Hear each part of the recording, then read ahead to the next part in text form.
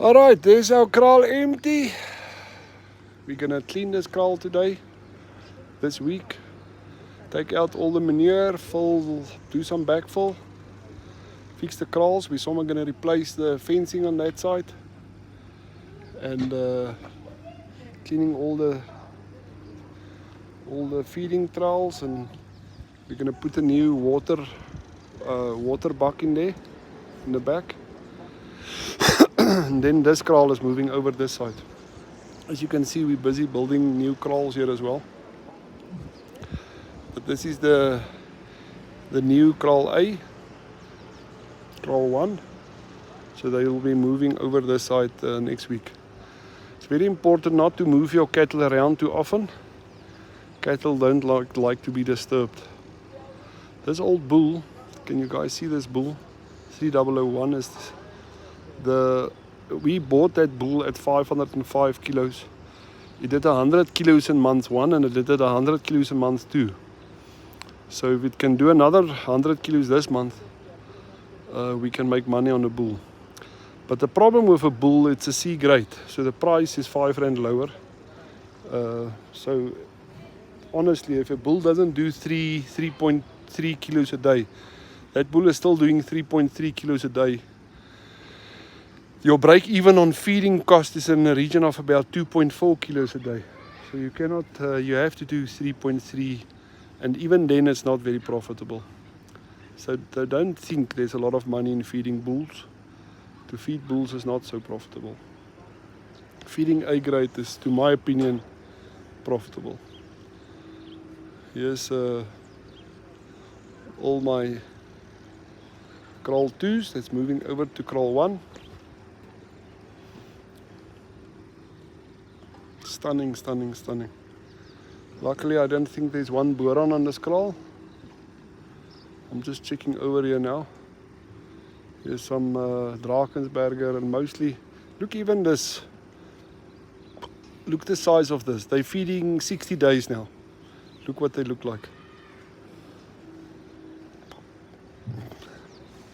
60 days. There's your Drakensberger.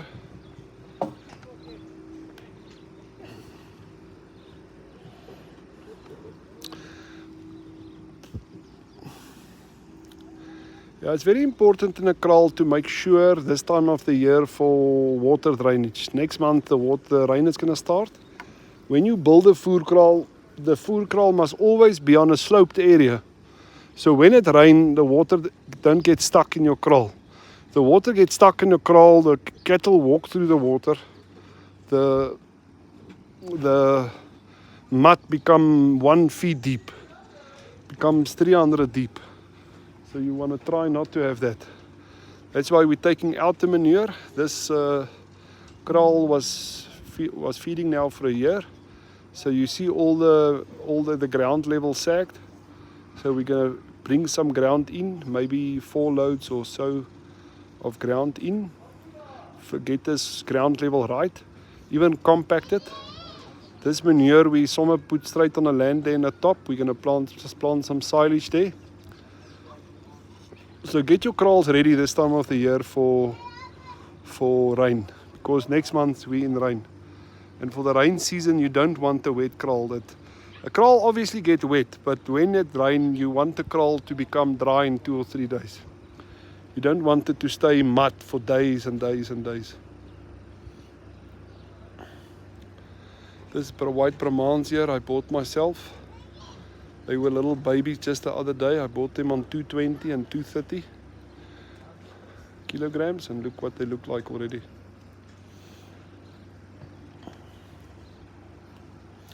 It's such an awesome experience to stand here in the kraal in the afternoons and just experience the temperament of the cattle.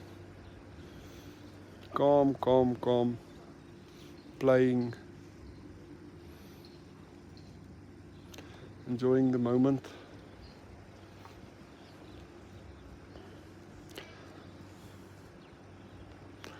And this is the next kraal 2. So this cattle is next month on the final. This cattle is 1 month on feeding now.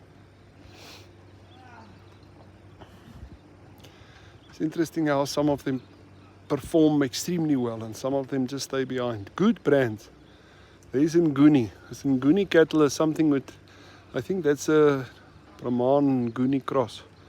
But normally we don't even feed Nguni. Look how good that Nguni look. I think it's the Brahman that help him. This is Simbra. That Simbra normally do extremely well. The Brahman background really help the cows. The Brahman feed well. And the Brahman also make them tough, so they don't get sick easily.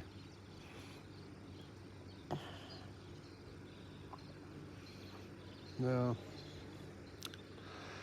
I want to explain to you something quickly in terms of feeding. Many people ask this question. I try to answer the questions that the people ask. A lot of people want to say, how much does this cattle feed? How much feed do I need for this cattle?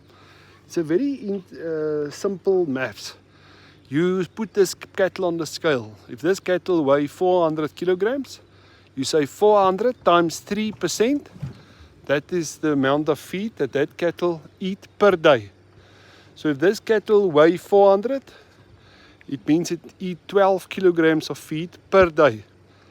And a cattle of 400 kilograms drink in a region of 20 liters of water on a normal day. If it's extremely hot, it will even drink more. But if you want to determine how much feed you need to feed a cattle for 90 days, you take the average weight over 90 days, multiplied by 3%, multiply by 90 days, and then you know how much feed you need. But a cattle eat roughly in 90 days 1.1 tons of feed. So if your feeding costs 4,000 rand per ton, or $4,000 to $1,000 or $500 per ton, you can work out your feeding cost for that 90-day period. But in terms of my maths, it's the best to start your feeding process on 300 kilograms, feed for 90 days, and then your feedlot's 90 days long. That's on 300 kilograms, this cattle is ready for feed. They want to grow. They're on a growing process.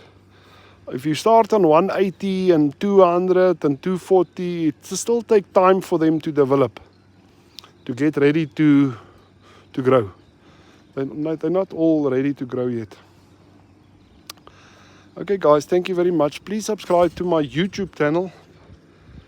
A lot of people want to say thanks to me for all the information. All I ask is please subscribe to my YouTube channel. The link is in the front page. Please subscribe, like and subscribe to my YouTube channel. Thank you very much.